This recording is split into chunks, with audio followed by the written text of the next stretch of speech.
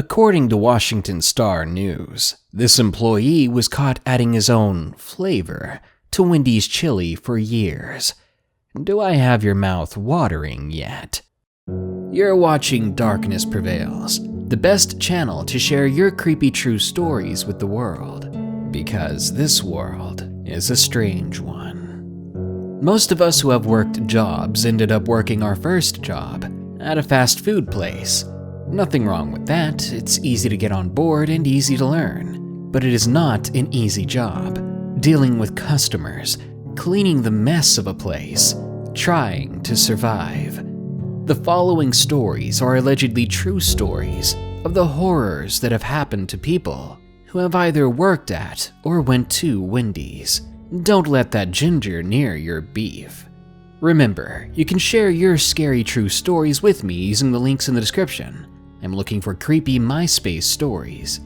Real quick, here are my favorite early comments from my previous full video. Creepy deep sea discoveries.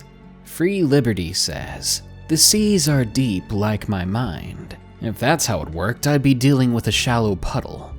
Marissa says, "Have you ever been in an intimate relationship with the toaster? It's pretty hot. Sparks fly. That's only if you're forking it wrong." Sofo Womo says, "Let's get deep." I'm way ahead of you, Soflo Antonio.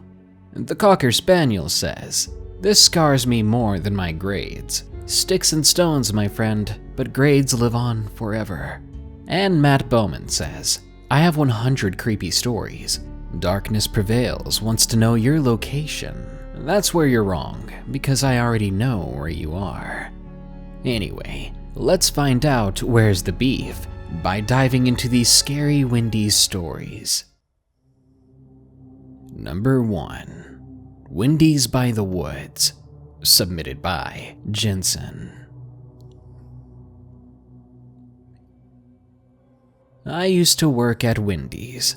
I'd come home after a 7 or 8 hour shift, depending on whether or not they decided they needed me for the day. Then I'd take a half-hour shower to get the smell of grease off of my skin. Not much is as discomforting as the feeling of sticky old grease on your skin. My dogs loved it though. I must have smelled like heaven to the two of them whenever I came home. Anyway, the location of our Wendy's was kind of strange. We were at the end of a road just before it bends into a sharp turn. We bordered the road on one side, then straight up woods on the other. The town I live in is quite small, and there aren't many people who live there. So, our so-called city was more or less a dozen buildings spaced out widely on a 2-mile road. Most of the buildings bordered woods like ours, so I never thought much of it. Having been raised in that town, it wasn't weird to me. The only time I second-guessed how close we were to forests was when I stayed at a cousin's place in Houston, Texas. Made my small town seem smaller. Anyway, I worked the closing shift. Our Wendy's stayed open till 11 p.m., and I usually worked from 3 to 11. Sometimes I'd be called in early or dismissed early, but I was assigned those hours. I would drive my POS Cobalt to the restaurant and begin my greasy regimen. That night wasn't any different at first. I clocked in, cooked up my patties while the manager barked orders, and the other full-timer made fun of her uptight attitude when she wasn't within hearing distance. His name was Dave, and the manager's name was Aura, a pretty name for such a pain of a manager. It was 10:35 that night, and we hadn't seen a customer in the past 2 hours, so we were getting on with our closing duties. I scraped up the grills, fished out remnants from the deep fryers, then went to help Dave with the dishes. Dishes was the worst part of the job, so I wasn't about to let someone have to do that alone. I never did know why we had just one person to do the dishes, to sweep and to mop the kitchen and lobby, and to scrub and pick up the bathrooms all at the end of the day. Poor guy had the worst job out of all of us. I had just finished spraying off the last fryer when Dave and I heard Aura scream. We'd never heard her do that before. We weren't even sure if it was her voice. The two of us began laughing and made our way over. no doubt in our minds that it was just a spider or something.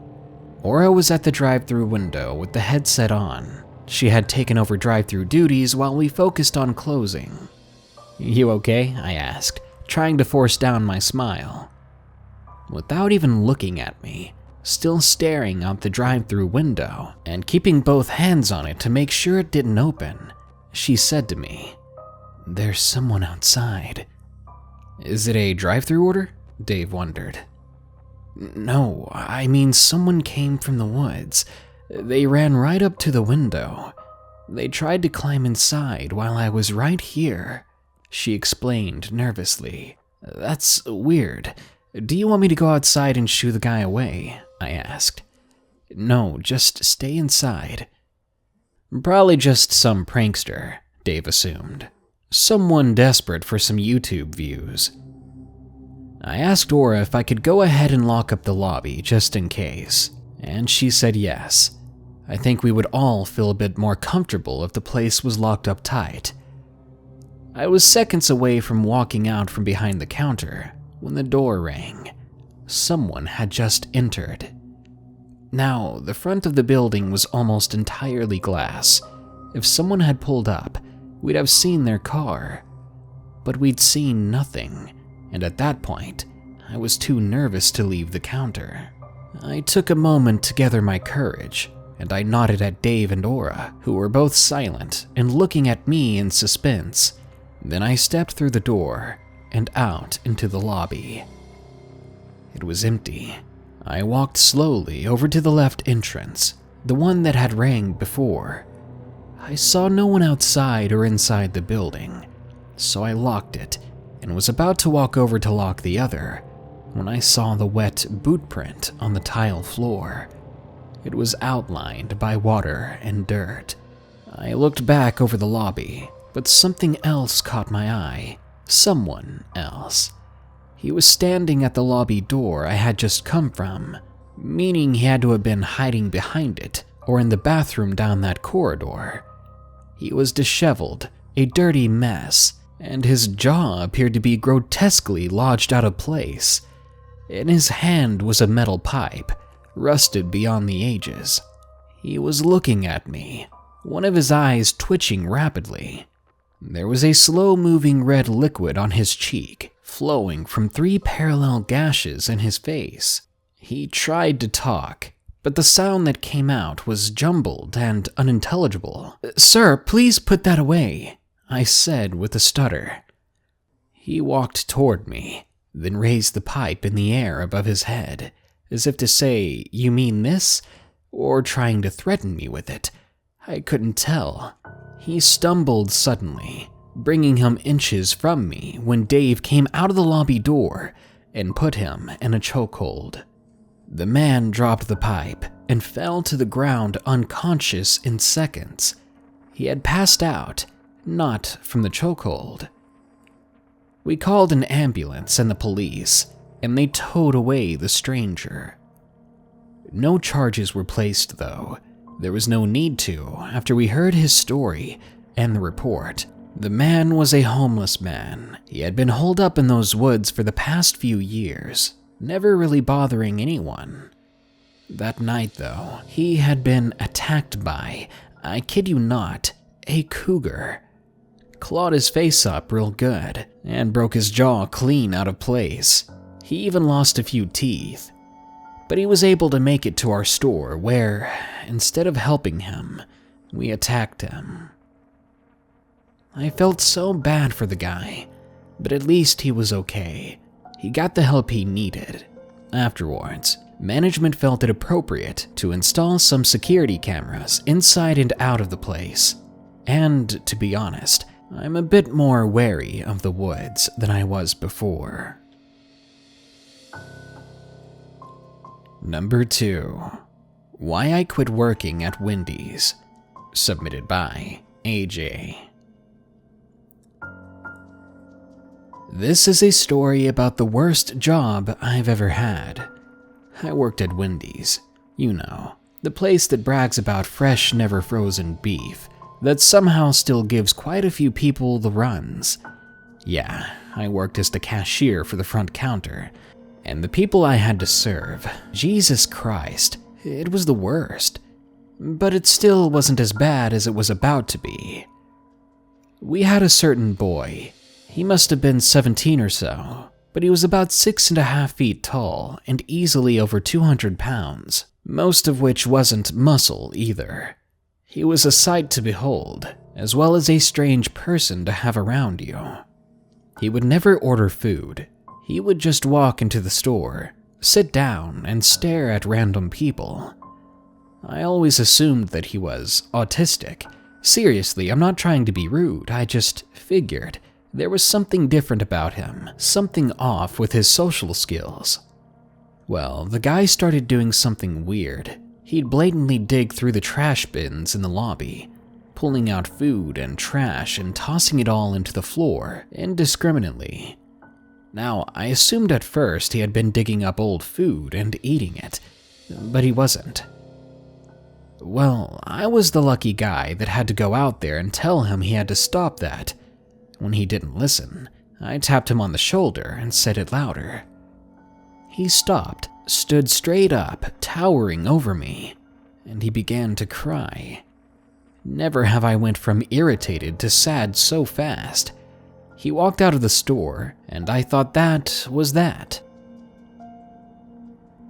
It was around 6:30 when I was told to go home for the day, if I wanted to, as it wasn't very busy. Of course, I took them up on the offer. I clocked out right away and began to walk to my car. It was that time of year when it was already completely dark by 6 o'clock, so it was a bit eerie walking to my car. I got to the door and was trying to find my car key when someone tapped me on the shoulder. I was startled. I literally jumped, dropping my keys like an idiot as I turned around to see who it was. It was the boy, the big guy who had been digging in our trash cans earlier, and he had the angriest look on his face, a look that said he hadn't forgotten what I did to him. He had his right hand up in a fist, palm facing upward. He was holding something. He looked me in the eye, then went to his hand. The fist opened, and there was a blade in it, a butterfly knife. The blade was out and ready. Where in the world did he get that, I wondered. I'd only seen those things in movies. Instantly, my heart sank. I backed up against the car door. "What are you doing?" I said, then slowly leaned down and grabbed my keys. He just kept staring at the knife in his hand, like he still wasn't sure if he really wanted to use it. Luckily, it gave me plenty of time. I found my car keys, unlocked the door, and sped away. Even when I was on the road, when I looked back, he was still there staring at the knife in his hand in the parking lot. He hadn't moved or shifted even a millimeter. The sight sent chills down my spine. I reported it to the police, but they did nothing after talking to the family because they promised to keep him under a watchful eye. But he was back at Wendy's the very next week, and he was staring at me now, just me, sitting in the lobby and waiting. After 3 days of this and more terrible customers, I'd had enough. I quit and didn't go back. I haven't seen the guy since, and hopefully he doesn't come looking for me. Number 3. The Worst Part-Time Job by Teresa. I think most of us have some juicy stories about how bad our first jobs were. But for a time, I could almost look back upon my first job dearly. Almost. Because something happened there. Something happened that made me want to never go back. I mean, sure, it wasn't technically the place itself that had wronged me, but when something bad happens to a person, they associate everything from that memory to that memory. Just thinking about going back to Wendy's makes me nauseous. Yeah, my first job was working the drive-thru at my local Wendy's. It was honestly an easy job. Unlike the front of the store, which had to deal with people on a more personal level, I had to deal with people who didn't really care about you, as long as they got their food accurately and quickly. They just wanted to be done and gone, so there weren't a whole lot of jerks like I expected. Not to mention, I met a lot of cool people. It was there that I met my coworker and best friend. We all called her Nanny. Well, it was also where I met my manager, Edward.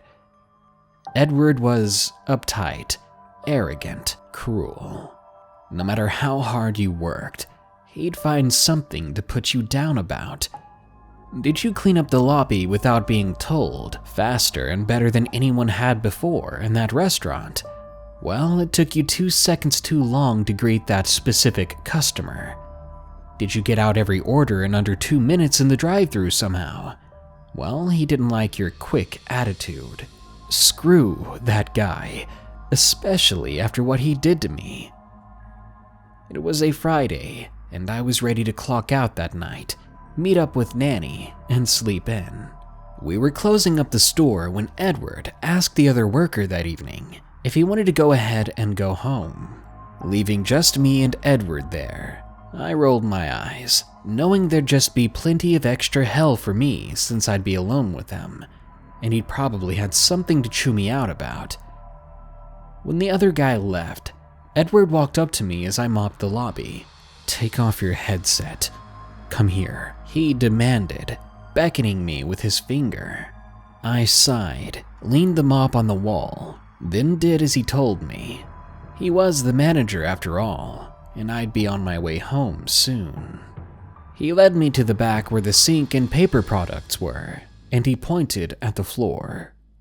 "What do you think that is?" he said, sounding absolutely pissed. I followed his finger and looked under one of the shelves. Sticking out from under it was a piece of ages-old, moldy, disgusting beef patty. Apparently, one of the employees snuck a burger and dropped a big piece of it back there. "It's a patty. Do you want me to pick it up?" I asked, ready to get this over with. "No," he crossed his arms. "I want you to eat it." What the hell did you just say? He must have been out of his mind, I thought. "Eat it. Hands and knees. You're not clocking out until you do." There's something wrong with you. I'm not doing that. I'd never do that for anyone, let alone you. I was getting mad now. "You're not leaving until you eat that. Get down." I rolled my eyes and threw my name tag at his feet. "Screw this, Ed. I'm not doing that crap. You're messed up in the head." I began to walk past him, but as I brushed by, he elbowed me right in the diaphragm. I hit the sink hard and fell on my knees, coughing and wheezing. "Eat it. Then you can go home. I don't care if it's not yours. Someone's gonna eat it." It was then that the situation really hit me. Edward wasn't right. He was angry, and he was focusing all his rage on me in an unforgivably inhumane way. I was so scared and angry, I didn't even know then that I was crying. "Are you gonna do it? Or am I gonna have to hit you again? You look real pretty. You wouldn't want me to scar up your face now, would you?" Tears pouring from my eyes, I crawled toward the patty. I vomited in my throat and swallowed down the bile. I began shaking my head. "Just get up," he said. And when I didn't get up fast enough, he snapped at me. "Get up!" I looked at him, his face blurred by my watery eyes. He rubbed his eyes and I took the moment to run past him. Oddly enough, he didn't fight me. He let me go. I ran to my car, a crying wreck, and I drove away. I immediately called Nanny to tell her what happened, and I never went back to that Wendy's, or any other Wendy's for that matter. I didn't alert the police, but I did tell the upper management of Wendy's, and I got Edward fired. Maybe I should have gotten him thrown in jail. I don't know. I just want to forget about it. I hope Edward got the help he needed, or the punishment he deserved. Number 4. My Loyal Customer, submitted by Rando. It's true what they say, you know. Working in customer service is the worst, especially when you work fast food, dealing with people on a second-by-second basis. Plus, you always get regulars, people who just keep coming in, same time, often the same days. I've personally never done that, so I don't understand why people would want to come so often to a specific place that they try to make friends with the coworkers. But whatever, I don't really mind that. What I do mind was one such customer who kept coming to my job. Not for the service, not for the food. He came for me. He started coming to our Wendy's in southern Missouri in the fall of 2015. It was a normal, especially cold day, and I was just ready to go home.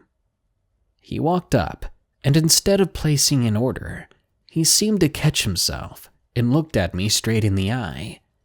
The guy was wearing a cowboy hat and was easily in his early 50s, with a thick brown mustache and a layer of gray on top of it. "Well, darling," he said in a heavy southern accent, "I didn't know anyone as purty as you worked here." It's the kind of thing you don't really know how to reply, so I just asked, "Hi, what can we get you?" "Oh, don't be rude, honey." He somehow smiled wider than before. "Did you hear what I said?" Yes, sir," I said to him. "Thank you." That was all I could think to say. "Ain't nothing. How about you get me one of them milkshakes? Speaking of which, yours look pretty good." Did he really just say that, I thought. Literally the cringiest thing I've ever heard in my life, and not to mention it was borderline sexual harassment. We didn't even have milkshakes, unless he meant the Frosties. Well, a while after that painful exchange, I was happy to go home after the longest shift I'd had there. But at the time, I didn't know that that wasn't the last I'd see of the weird old cowboy. Because he would start coming in every day, he'd make sure I was the one that took his order, and the one time my manager said I was too busy to talk, he knocked over the straw dispenser and walked out. Fantastic. Creeper Man also had anger issues. At one point, I had a few days off in a row. When I got back to work, I asked my coworkers if they saw the guy, but they answered that they hadn't seen him once. I thought maybe that was the end of it, but literally minutes later, he came through the door. Apparently, he only came in on days he saw me come to work. How often was he watching me? And where did he go after I left the store? It was then that I started getting creeped out. Finally, there came a day when he was waiting on me to clock out on a closing shift. The moment I walked out the Wendy's doors, he came up to me with that big, freaky grin. My bigger male coworkers had to scare him away, and they walked me to my car. It's been a couple of years since I've seen him, and I'm hoping that that was the last of it. But let me say it's quite terrifying when you meet someone who targets you and doesn't have any idea what the word boundaries means. Number 5. Don't settle with your first job. Submitted by Bray.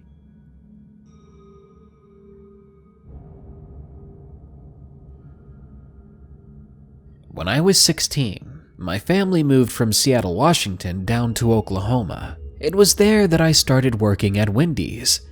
I think everyone's first job is fast food. If you're lucky, you'll dodge that bullet and not have to work somewhere as risky, underpaid, and utterly terrifying. Well, Wendy's was my first. Back then, I was a very shy guy. It didn't help that I was just 5'5", and literally every other guy was a giant over me. It took me a while to gather the courage to speak properly to customers, but eventually I got the hang of it and came out of my shell. There was a guy I worked with that I tried to stay away from, though. Let's say his name for this story was Brian.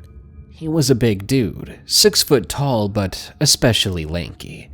He was the kind of guy that thought having tiny abs, just because he had starved himself, made him ripped. He was cringy, and Brian was a bully. He'd make fun of me for my height, try to pick fights with me, because he was overconfident enough to think he could beat anybody. One day, Brian came to work with a nasty-looking black eye, but we all knew not to mention it, otherwise we wouldn't hear the end of it, or he'd try to start something stupid. Little did we know, Brian came ready for that and more. One of our more mouthy trainees, who had only started a few days ago, cracked a joke at him, said that he was all talk, and it was probably a little girl who gave him that black eye. Well, Brian shoved him up against the fryers, then pulled a gun on him. The staff saw, the customers saw, and it became insanely quiet. From where I was standing, I could tell that Brian was crying. There was a lot more going on with Brian than we knew, which explained the attitude. That day he had snapped. Luckily for us and the new trainee, after a few moments he realized he had gone too far. He shoved the gun back in his pants and ran out of the store. He was later arrested, and as far as I know, he's in jail or juvie. He was 16 when this happened. I just know that I don't want to see him again, but I do hope he finds some help. Number 6. Wendy's Creep. Submitted by Courtney. I was only 16 when I started working at my local Wendy's. Customer service never really sounded appealing to me as a preteen. Taking more crap from people than I needed to wasn't at the top of my bucket list. Being a minor at the time, I couldn't work most weekdays due to homework and the need to keep a proper sleep schedule. During the weekends is when I was brought in to close, nearly every night, if I didn't tell them ahead of time that I wanted a weekend day off. Even then, they would sometimes ignore my requested days off and had me work anyways, something that annoyed me to no end. My story starts on a late Saturday night. I had been at Wendy's for over a year by then, and I was the go-to closer for the back window. At night, typically only 3 people closed, alongside a manager.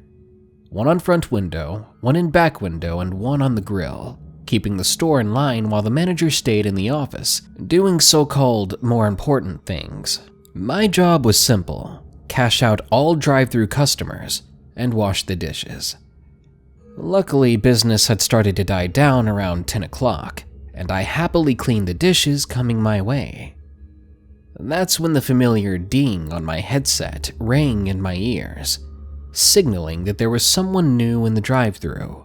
I listened carefully to my coworker taking the man's order, and noticed his voice was quite low and rough-sounding. He slurred his words ever so slightly as well. I thought not much of it. Many people through the drive-thru speakers sounded different once you spoke to them in person. The car pulled up to my window as I clicked the recall button to pull up the total to his order. "Hey, you cutie," the saggy blonde-haired man murmured, greeting me before I could even open my mouth. I was caught off guard. I'm a terribly awkward and jittery person, very easily flustered and lacking in the social department. I nervously laughed at the comment and gave him a simple, "Hi there," and repeated the amount he owed for his order, trying to redirect the conversation. That's when he stopped. He just stared at me. A full minute passed, and I began to wonder if he had heard me. Sir," I repeated myself once more, trying not to sound as impatient or anxious as I was actually feeling. He responded this time, reaching downward to grab his bronze wallet, silently extending the money towards me. With a polite "thank you," I rang in the amount and collected his change, then handed it back. I extended my money-filled hand out to him. He reached out, then grabbed my hand. He didn't let go, and I panicked in the back of my mind, not knowing what to do in this situation. The creep pulled my hand towards him and kissed one of my knuckles. Then he took his change back and gave me this big, toothy grin. I could smell alcohol on his breath, and I saw open cans of beer in his cup holders and side seat. I yanked my hand away before he pulled forward to the next window. In an instant, I ran up to the front window, telling my coworker Mary not to hand out his food yet. I explained that the guy was clearly drunk. Me and Mary decided to tell him that his sandwich was going to be cooked fresh, and it would take a few minutes. Angrily, he agreed to wait, while I snuck off to the office, pounding on the door and telling the manager to call the cops.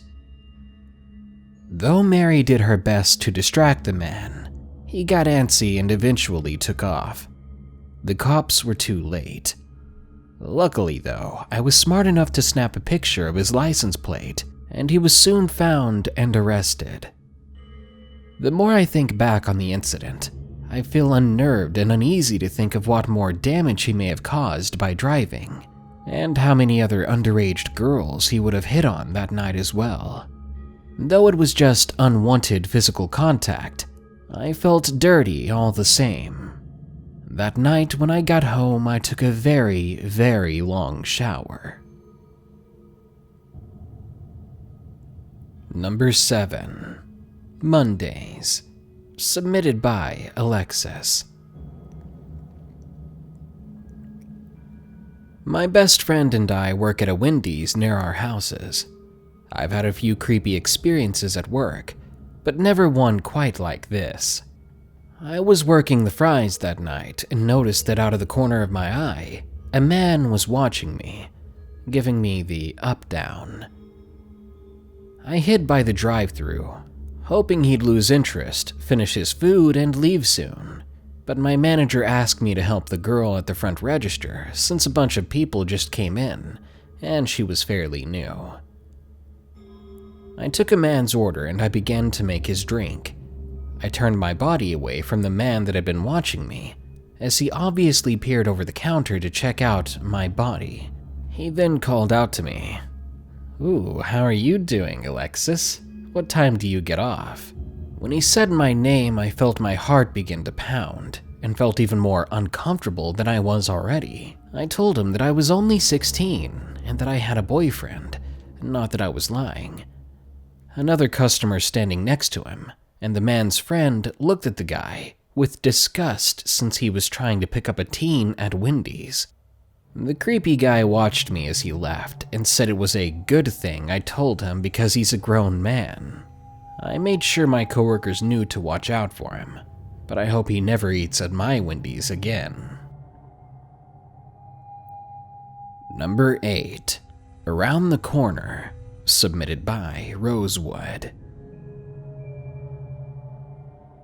My friends and I used to eat at the nearby Wendy's just around the corner from my place every day after school. It was our favorite thing to do. We'd all sit in the biggest booth in the lobby and order a round of chocolate Frosties. Man, there was no beating a Wendy's Frosty. Sadly, we don't go there anymore.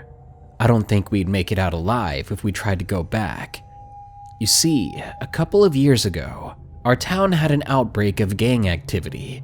It started out with a bunch of random graffiti, and before we knew it, there were kids at our own school beating each other up, claiming to be a part of one gang or another. Turf wars, I guess. Me and my friends weren't into that sort of stuff, and tried our best to stay out of it completely. But as the gang activity became more and more frequent, eventually there was no way around it. Our quiet town had been overrun. Crime rates were ridiculous, and soon it all hit way too close to home. It happened on a Friday afternoon. I met up with 3 of my friends for our usual Frosties. When we walked inside, we saw that there were 5 guys in there already, all of which were wearing these red bandanas around their biceps on the right side. My first thought was we should probably leave, and that's when one of them saw me looking at them, and he didn't like that.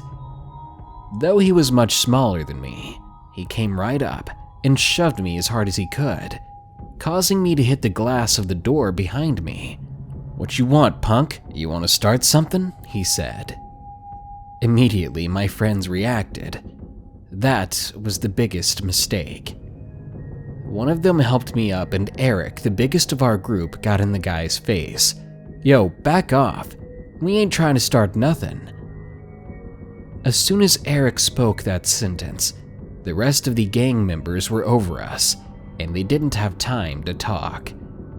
They each pulled out knives and made sure we saw the pistols they were carrying. One of them backhanded Eric before we were all forced out of the restaurant. They cursed at us, then spit in our direction before giving us a warning. "We'd better not see you round here again." Angrily, I took my friends and we made our way back to my place a few blocks from there. The entire way, the shorter guy from before followed us. He watched us get back to my house, then smiled in a way that said, "We know where you live now." Ever since then, when we still lived there, I would see that guy walking up and down my street, and a black SUV would drive by slowly every week. It was a vehicle I hadn't seen around there before. At one point a long time after that, I tried to head in the direction of the Wendy's to get to the nearby convenience store. That was when that black SUV pulled up and began to slowly drive next to me.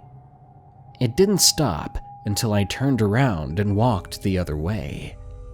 That was a time I don't miss, when I first felt like my life was in danger, like we lived in some sort of war zone. I'm lucky my friends and I didn't die that day, because some meat-headed idiots got a little frustrated because we happened to be there. Number 9. Haunted Wendy's, submitted by Straw Cream 494. Stay with me here, because this might sound a little strange. I used to drive for hours at night when I couldn't sleep.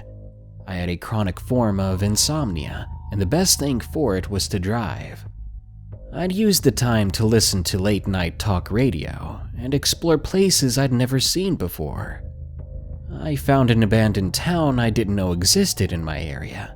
I found a small diner way out of the way that served the absolute best pancakes. And I also found the most peculiar Wendy's you could imagine. I mean, there was nothing particularly weird about the way it looked. Just a normal brown brick and red top Wendy's, with the giant head of a red-headed girl smiling over you. The night I found it, I went inside to grab a bite to eat, but had the sudden urge to go to the bathroom.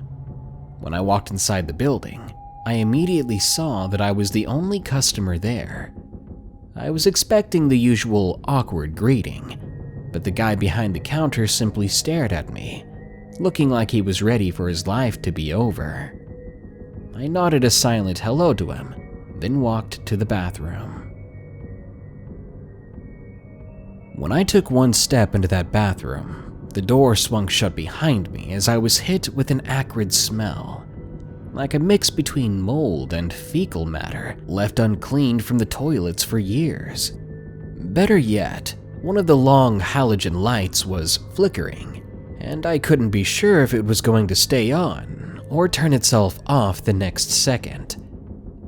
I decided I needed to just hurry and do my business so I could get out of there. I walked over to the urinal next to the sinks, and I unzipped. Now, from the urinal, I could quite clearly see the mirrors next to me above the row of sinks, and curious as to my new surroundings, I began to look into them. And that's when I saw that I wasn't alone in there. One of the stalls was open, and there was someone inside. They were sitting on the toilet, and they weren't wearing any clothes. Now, instinct told me to look away, but I couldn't, because the person was covered in bloody rips and tears. Their nearly dead eyes stared at me through the reflection of the mirror, and, like mine, their mouth was opened wide. I was so startled, I turned around, but the stall was empty. What I saw was plain as day. I knew I wasn't seeing things. I zipped up and decided that I'd rather wait to get home to finish my business. I haven't gone back there since, and I'm still wondering if it was just my insomnia getting the better of me, or if that Wendy's was especially haunted.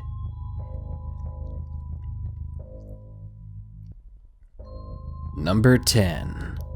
Time to Go, submitted by Reginald T.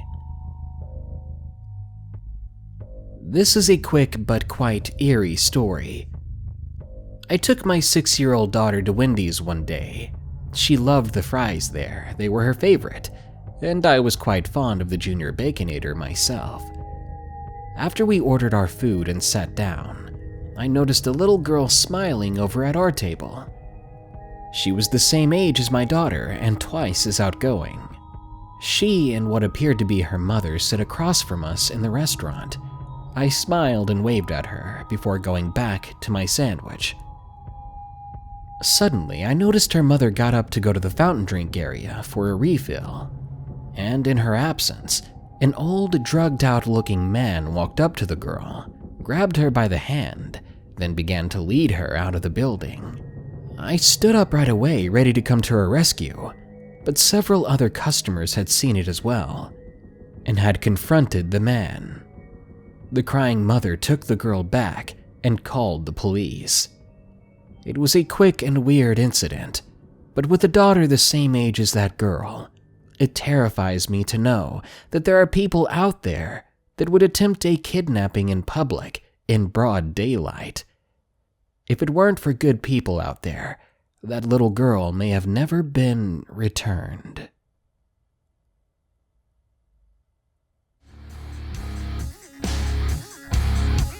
I don't care what these stories say. I'm still gonna go to Wendy's, because Daddy needs his triple baconator stat. But after hearing these stories, I'm going to be chewing and choking down that beef a little more creeped out. So the next time you're slogging down a big old triple stack of grease at the good old house of the redhead, keep your eyes peeled. Wendy's is a great restaurant, don't get me wrong, but everywhere you go in this world, there's always someone ready to do something terrible. Maybe it's human nature, or maybe some people are just messed up in the head, but it might just be better to pass away from diabetes at an older age than to have your neck sliced when you're trying to enjoy some salty goodness. Good night. Be sure to like, share, comment, and subscribe if you enjoyed the video. And don't forget to send me your MySpace scary stories soon, using one of the links in the description. A huge shout out goes to anyone who's still one of my patrons on patreon.com/darknessprevails. Those awesome peeps are helping me stay afloat in case YouTube does something terrible. As always, to anyone who's still listening, stay safe out there and stay creepy.